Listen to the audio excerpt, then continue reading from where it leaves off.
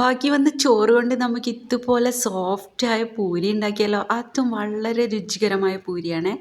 നമ്മൾ chicken കറിക്കും mutton കറിക്കും green beans കറിക്കും ഒക്കെ അടിപൊളിയായിട്ട് മാച്ച് ചെയ്യുന്ന ഒരു കിടിലം പൂരിയാണ്. എന്നാൽ നമുക്ക് വീഡിയോയിലേക്ക് എടുക്കാം. ഇതിലേക്ക് ഞാൻ എടുത്തതെന്ന് വെച്ചാൽ നമ്മളെ ബാക്കി വന്ന 1.5 കപ്പ് ചോറാണ് എടുത്തത്. ഇനി ഇതിലേക്ക് ആവശ്യമെന്ന് വെച്ചാൽ 1 കപ്പ് അരിപ്പൊടി കൂടി നമുക്ക് ചേർത്ത് കൊടുക്കാം. വളരെ ഈസി ആയിട്ട് നമുക്ക് ചെയ്യാൻ പറ്റും. ഇനി നമുക്കൊരു മിക്സിൻ്റെ ജാറിലോട്ട് ഇതുപോലെ ഇട്ട് കൊടുക്കാം. മിക്സിൻ്റെ ജാറിൽ ഇട്ട് കൊടുക്കാം. ഓരോരാളുടെ മിക്സിൻ്റെ അനുസരിച്ചാണ്. ചിലയാൾ മിക്സിക്ക് കുറച്ച് കൂടുതൽ വെള്ളം ഒഴിച്ചാലേ അരിഞ്ഞ് കിട്ടും. ആവശ്യത്തിന് ഉപ്പ് കൂടി നമുക്ക് ചേർത്ത് കൊടുക്കാം. ഇനി ഇതിലേക്ക് ആവശ്യത്തിനനുസരിച്ച് വെള്ളം ചേർത്ത് കൊടുക്കാം. വെള്ളം കൂടിയാലൊന്നും പ്രശ്നമില്ല, പക്ഷേ കൂടുതൽ ലൂസാവാണ്ട് നോക്കണേ. ഇനി ഇത് നമുക്ക് അരച്ചെടുക്കാം. ചില മിക്സിക്ക് കൂടുതലായിട്ടൊന്നും വെള്ളം ആവശ്യമില്ല. ചില മിക്സിക്ക് എന്തായാലും വെള്ളം ആവശ്യമാണെങ്കിൽ ഒരു 1/2 ഗ്ലാസ് വെള്ളം ചേർത്ത് കൊടുക്കാം. ഞാനിപ്പോൾ ഇതുപോലെ അരച്ചെടുത്തിട്ടുണ്ട്. ഇനി നമുക്കൊരു പാത്രത്തിലേക്ക് മാറ്റി കൊടുക്കാം. എന്തായാലും ഇത് കണ്ടാൽ ഒന്ന് ട്രൈ ചെയ്ത് നോക്കണേ. ഇനി നമുക്കിതുപോലെ പാത്രത്തിലേക്ക് മാറ്റിയതിന് ശേഷം നമുക്കിതിലേക്ക് കുഴക്കാൻ ആവശ്യമുള്ള 1/2 കപ്പ് അരിപ്പൊടി തന്നെയാണ് ഞാൻ ചേർത്ത് കൊടുത്തത്. ഇനി നമുക്ക് കുഴച്ചെടുക്കാം. ആ പൊടി കൊണ്ട് തന്നെ ഞാൻ കുഴച്ചെടുത്തിട്ടുണ്ട്. പിന്നെ പൊടിയൊന്നും ചേർക്കേണ്ട ആവശ്യം വന്നിട്ടില്ല. കുഴക്കുമ്പോൾ തന്നെ കുറച്ച് ടൈറ്റായി കിട്ടിയിട്ടുണ്ട്. ഇതുപോലെ നമുക്ക് നല്ല സോഫ്റ്റായിട്ട് തന്നെ കുഴച്ചെടുക്കാം. ഇനി ഇതെല്ലാം നമുക്ക് ബോൾസാക്കി എടുക്കാം. ബോൾസാക്കുമ്പോൾ കുറച്ച് വലിപ്പത്തിൽ തന്നെ നമുക്ക് ബോൾസാക്കി എടുക്കാം.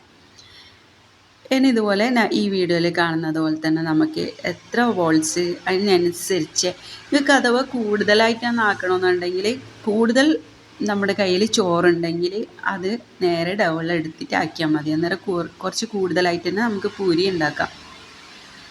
അതിൻ്റെ അളവ് ഇതിനനുസരിച്ച് ഇട്ടോ. ഇനി ഇതുപോലെ പരത്തുന്ന സമയത്ത് നമുക്ക് കുറച്ച് അരിപ്പൊടി തന്നെ ഇട്ട് കൊടുക്കണേ. എന്നാൽ നമുക്ക് പെട്ടെന്ന് തന്നെ ഇതുപോലെ പരത്തിയെടുക്കാം.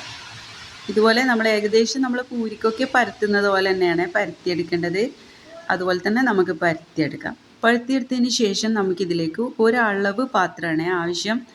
അളവ് പാത്രം എന്ന് വെച്ചാൽ ഞാനൊരു ബോട്ടലിൻ്റെ മൂടിയാണ് എടുത്തത്. നിങ്ങൾക്ക് അഥവാ അളവിൻ്റെ പാത്രമായിട്ട് തന്നെ വേറെ സെപ്പറേറ്റ് ഉണ്ടെങ്കിൽ അതിനെ കൊണ്ട് തന്നെ ചെയ്തെടുക്കാം.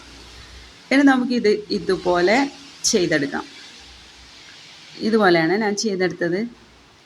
ഇനി ഈ മാവ് തന്നെ കുഴച്ചിട്ട് നമുക്ക് വീണ്ടും ചെയ്യാൻ കഴിയും. കാരണം അത്രയും സോഫ്റ്റ് ആണല്ലോ. അതുകൊണ്ട് നമുക്ക് പെട്ടെന്ന് തന്നെ ഇത് പരത്തിയെടുക്കാൻ പറ്റും. ഇതുപോലെ നമുക്ക് ഉരുട്ടിയതിന് ശേഷം വീണ്ടും പരത്തിയെടുക്കാം. പരത്തിയെടുക്കുന്ന സമയത്ത് നിങ്ങൾ ഇതുപോലെ കുറച്ച് പൊടി ചേർത്ത് കൊടുത്താൽ മതി.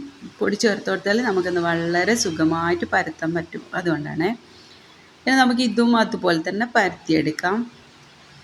ഇതുപോലെ അളവ് പാത്രം വെച്ച് ഇതുപോലെ തന്നെ നമുക്ക് ചെയ്തെടുക്കാം. ഇനി ബാക്കിയുള്ളതൊക്കെ ഞാൻ ഇതുപോലെ ചെയ്തെടുക്കുന്നുണ്ട്. അങ്ങനെ എല്ലാം ഞാൻ ഇതുപോലെ ചെയ്തെടുത്തിട്ടുണ്ട്. നേരത്തെ കണ്ട പോലെ എല്ലാം ചെയ്തെടുത്തതാണ്.